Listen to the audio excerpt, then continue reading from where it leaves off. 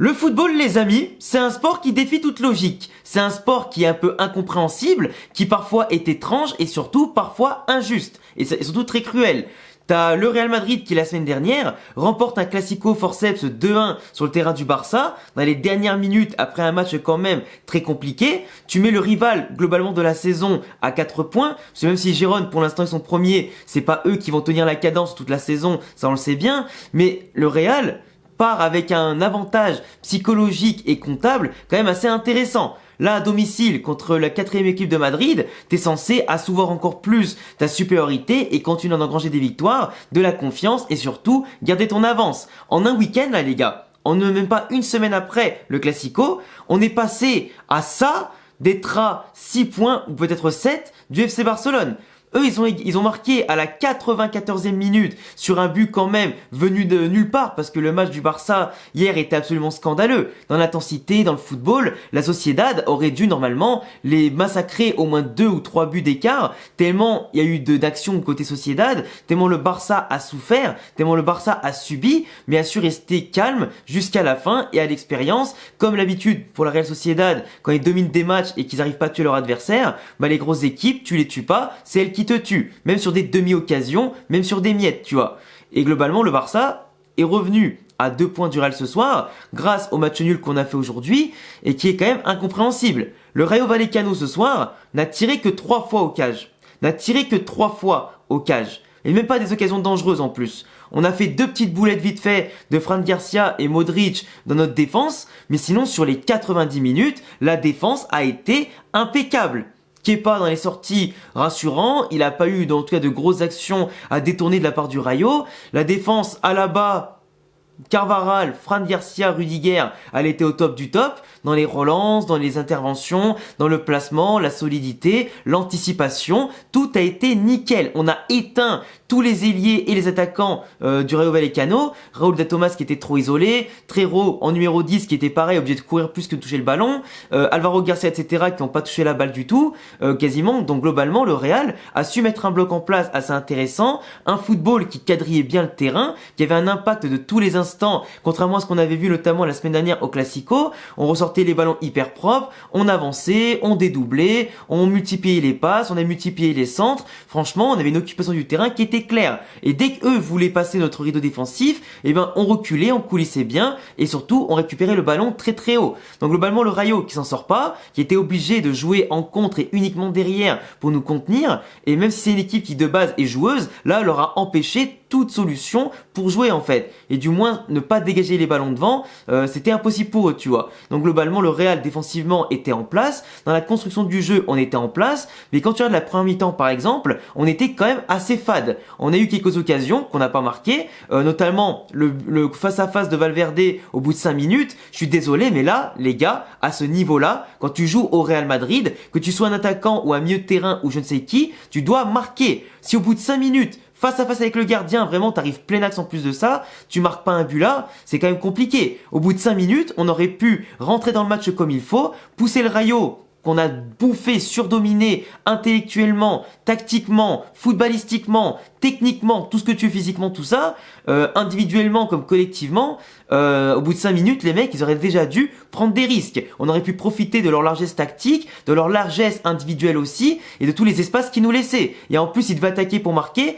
pour égaliser, on aurait été tranquille. Sauf que nous, on se facilite pas les matchs, sauf que nous, quand le Barça peut grappiller des miettes, nous, eh ben, on leur remet encore des miettes sur la table pour qu'ils puissent nous rattraper. On n'est pas capable de tuer un championnat qu'on a en main, où on est devant, on a des joueurs qui flambent en ce moment, et en plus, on prend pas beaucoup de buts par rapport à d'autres saisons, même si on se met souvent dans la merde, tout ça. Là, on a quand même tout qui va dans notre sens, sauf que là, aujourd'hui, on se décide de claquer une disaster class. De claquer une disaster class d'efficacité, malgré la solidité derrière qui était quand même impactante, avec nous, comme quoi c'est soit l'un soit l'autre, soit t'es efficace, soit t'es pas solide, ou du moins soit t'es solide et t'es pas efficace, mais c'est quand même chiant, tu vois. Là, on pouvait remonter à 4 points et remettre en tout cas la pression sur le Barça qui avait la confiance après ce but à la 94e contre la Sociedad. Bah, et du coup, ils sont encore plus remis dans le jeu pour revenir en tout cas les prochaines semaines. Surtout que nous, la semaine prochaine à Madrid, on reçoit Valencia qui va être quand même un assez gros match.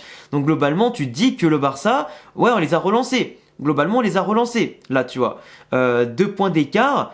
On sait que le Real Madrid, qui est un peu Bellingham dépendant au niveau offensif, sur la saison, on manque quand même pas mal de ressources. C'est pas faute d'essayer, parce qu'on a quand même eu d'autres face à face à part Valverde, des occasions, des fois des choses un peu brouillonnes, et qu'on force les tirs, et que des fois on veut juste rentrer dans la cage avec le ballon, et des fois on centre pas assez, des fois on centre sur le mec, on dévide la tête, malheureusement ça rentre pas, mais tu vois, on manque de présence dans la surface, on n'en apporte pas assez, et des fois ça nous pénalise. Parce que Fran Garcia et Carvajal, ils ont fait des matchs, mais magnifiques, dans l'impact, dans les débordements, ils proposaient tout le temps, même si Vinicius par exemple a beaucoup trop oublié Fran Garcia sur les dédoublements, ou les combinaisons, des fois aussi pour les latéraux malheureusement, ça manquait de présence ou d'appel dans la surface pour bonifier les centres. Même si des fois, ça arrivait que les centres n'arrivaient pas forcément à bien destination, il n'y avait pas non plus toute la présence du monde, à part Rossellou, pour en mettre de la présence.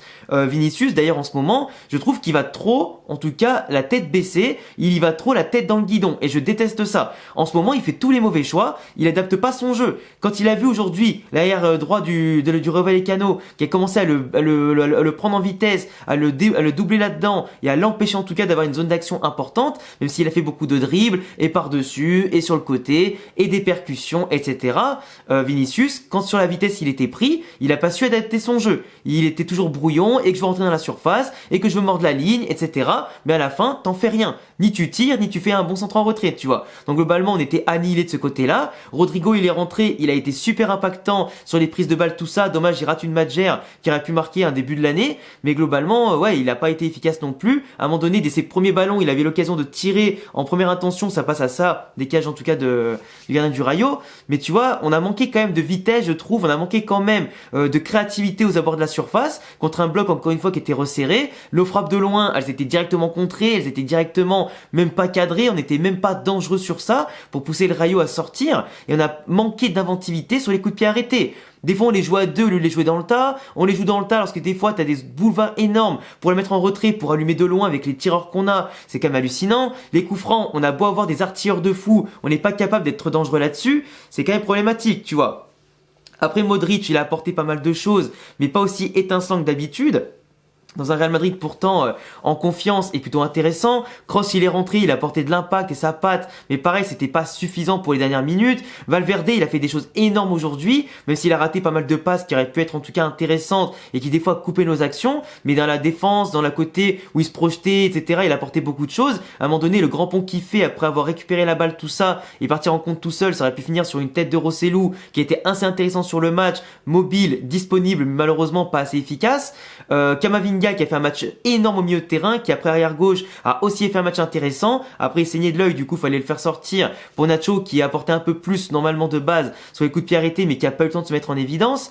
Mais après voilà, on a eu quand même des joueurs aujourd'hui, Bellingham qui a été énorme dans le jeu, dans la construction, dans la récupération, les petites passes qu'il fait, les petits crochets, les petites tentatives qu'il a fait, il était en mode régalade Bellingham, mais c'était pas suffisant encore une fois. Donc globalement, ce qui est chiant, c'est que tu vois, on a une activité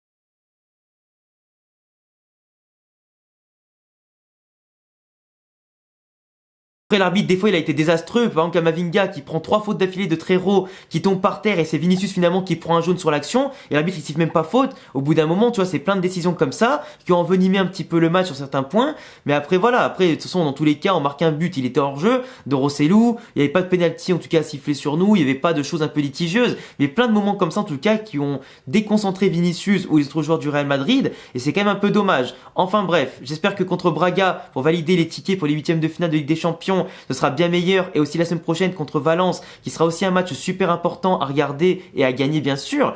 Mais en tout cas voilà, je vous laisserai me dire en commentaire ce que vous en avez pensé. Je suis très déçu, pour moi c'est un peu une faute professionnelle ce soir de faire 0-0. Vous me direz ce que vous en pensez. En tout cas, merci à ceux qui s'abonnent, qui cochent la cloche, mettez un petit pouce bleu et surtout rejoignez-moi sur Insta et Twitter. Tous les liens sont en description et à bientôt les gars pour prochaine vidéo. Ciao.